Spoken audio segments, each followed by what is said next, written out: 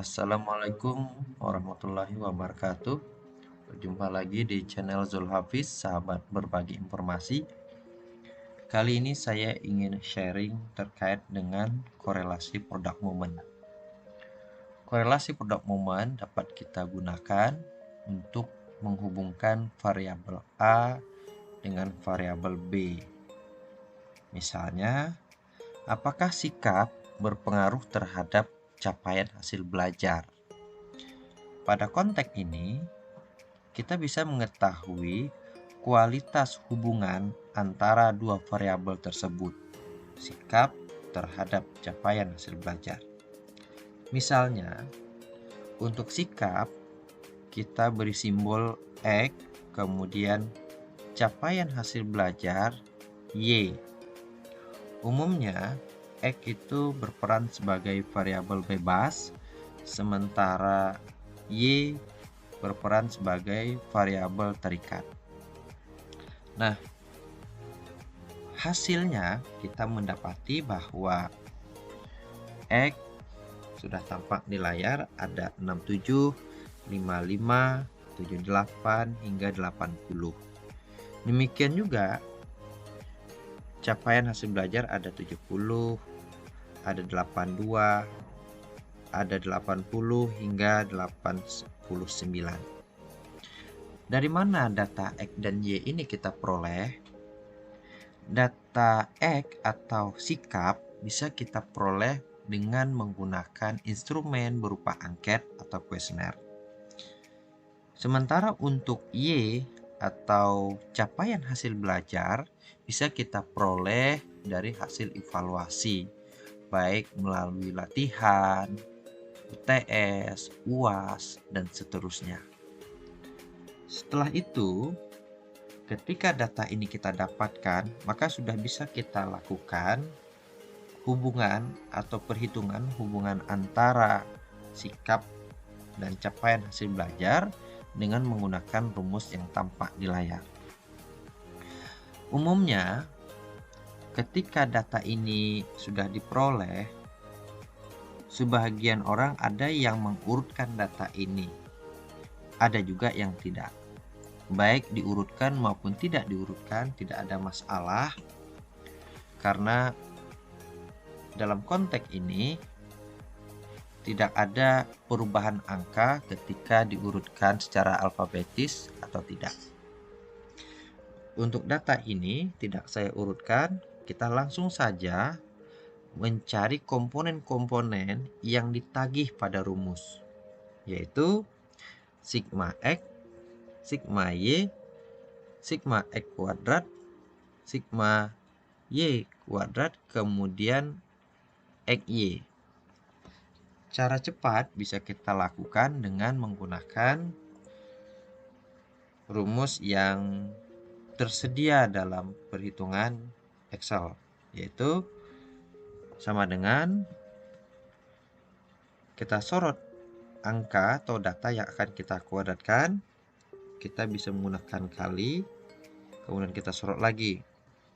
Atau cara yang kedua, sama dengan kita sorot tanda segitiga, kemudian 2. Kita akan dapatkan data. Kemudian kita tarik.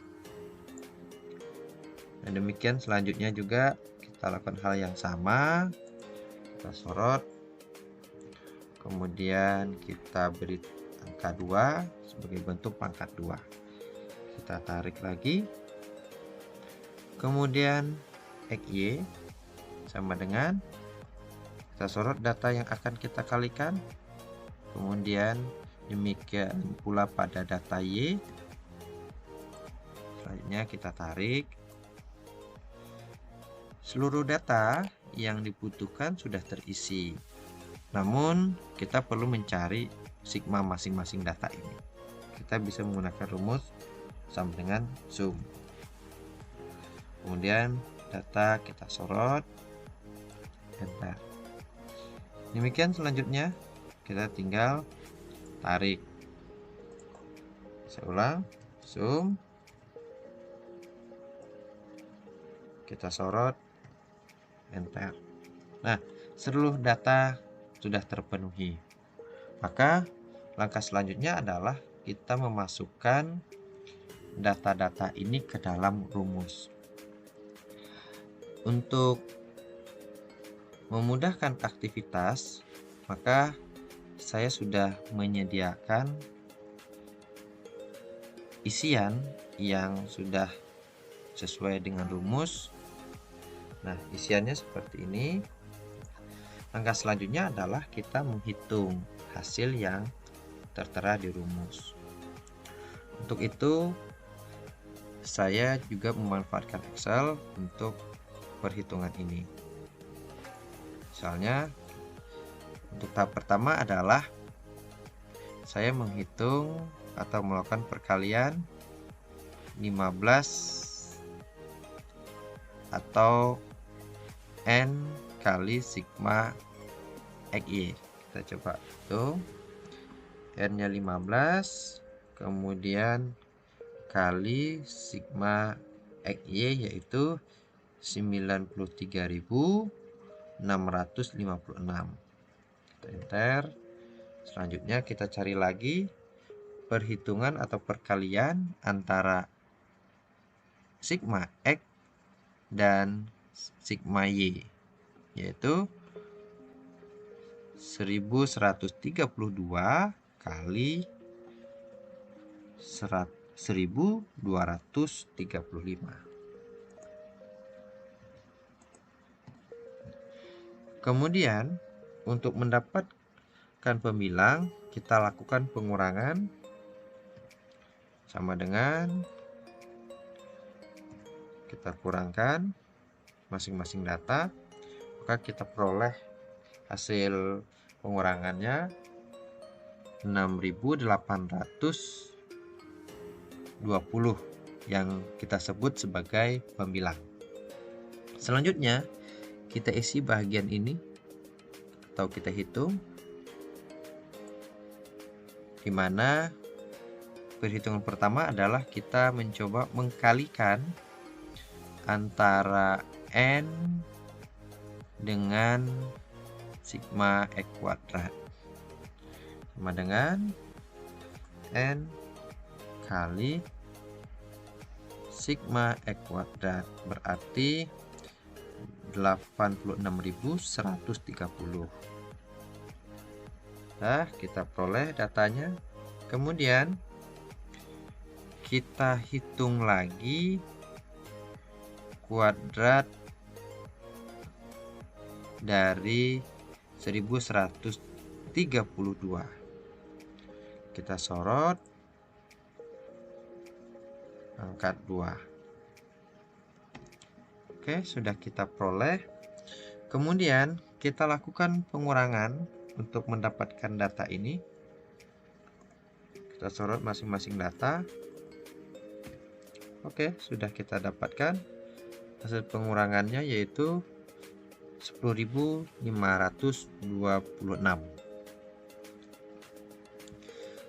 Selanjutnya untuk bahagian kelompok Y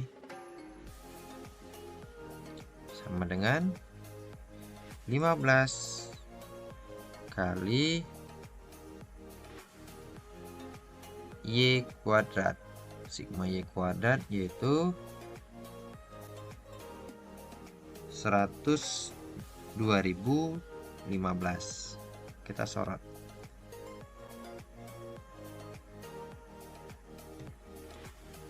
Kemudian satu lagi yang kita hitung adalah Y dikuadratkan, yaitu sigma Y kuadrat 1235 pangkat 2. Kemudian masing-masing kita kurangkan, kita sorot. Oke. Sekarang sudah kita peroleh masing-masing data ini. Langkah berikutnya adalah kita mengkalikan kelompok X dan kelompok Y, sama dengan X kali Y. Oke, kita peroleh di sini datanya. Kita lihat lagi. Sekalinya adalah 52.630.000. Ini masih berada dalam akar dari data tersebut. Kita bisa menggunakan fasilitas Excel, yaitu dengan mengklik SQRT. Kemudian kita sorot, enter. Datanya sudah kita dapatkan. Selanjutnya, kita lakukan perhitungan pembagi, yaitu pembilang dengan penyebut.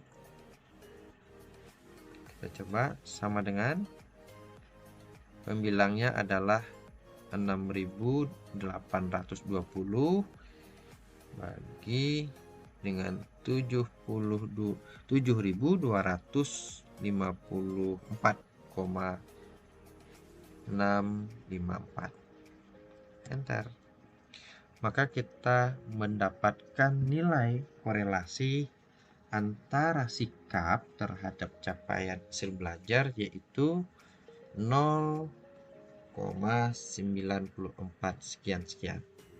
Nah, ini adalah rangkaian mencari korelasi dua variabel tersebut dengan menggunakan rumus korelasi product moment. Namun demikian, Excel juga memfasilitasi kita dalam menghitung cepat untuk korelasi product moment.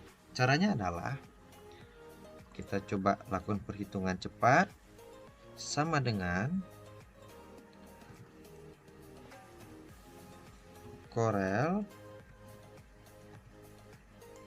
Di sini sudah ada Corel. Kemudian kita sorot data yang akan kita korelasikan.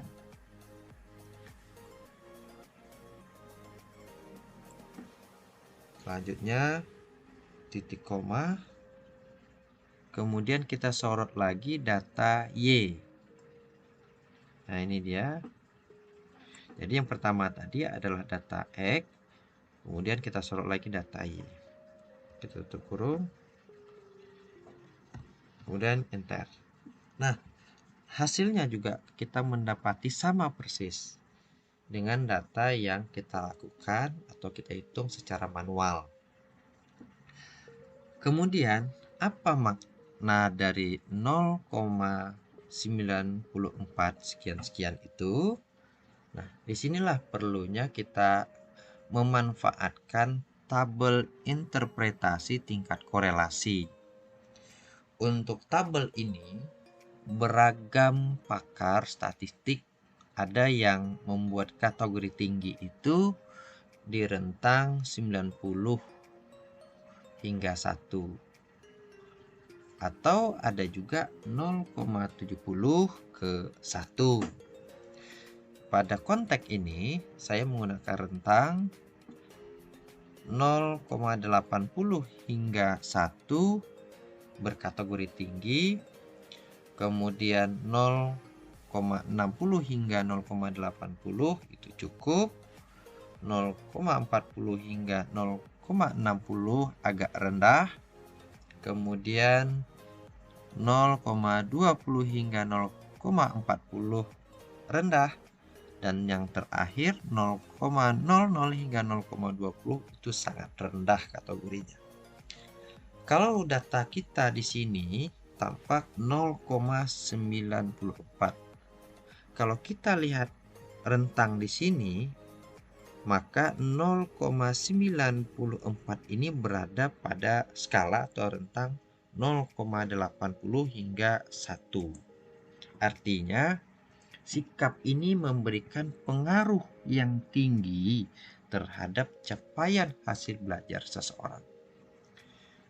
Oleh sebab itu, kita sudah dapatkan informasi terkait pengaruh sikap terhadap capaian belajar seseorang. Ini penting untuk kita pahami agar kita bisa memetakan masing-masing peran terhadap variabel.